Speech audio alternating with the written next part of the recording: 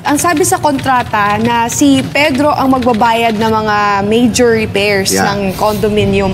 Pero araw nasira yung kubeta or yung mga sink dun sa loob ng condo. Pwede bang mag-demand si Pedro, even though nakasulat sa kontrata na siya yung responsibility doon sa pagpapaayos, pwede ba siya mag-demand na si Juan yung mag-ayos since siya naman daw yung may-ari?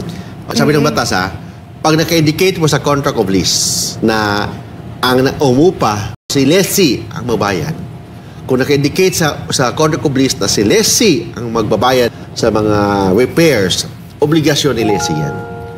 Pero kung wala naman naka-indicate, actually as a general rule, obligasyon ni lessor na mag-conduct na to make the property fit for its actual purpose. Obligasyon ni lessor to make it fit for actual purpose.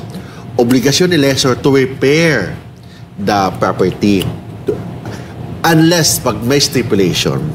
Pag may stipulation, may kasunduan sila. For example, ang kasunduan nila, as is, where is. Yung bahay na ito, upahan mo. Instead na 100,000 per month, upahan mo lang ito ng 5,000 per month. Pero kung may mga sira-sira dito, ikaw magpaayos. Kung may mga dapat pinturahan mo ng bago to.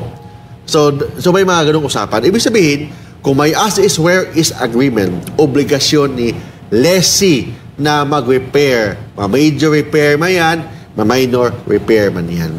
Pero kung wala namang as is, where is terms and conditions of the contract of lease, actually as an owner, obligasyon talaga ni owner or ni lessor na i-repair ang property na pinaupahan niya.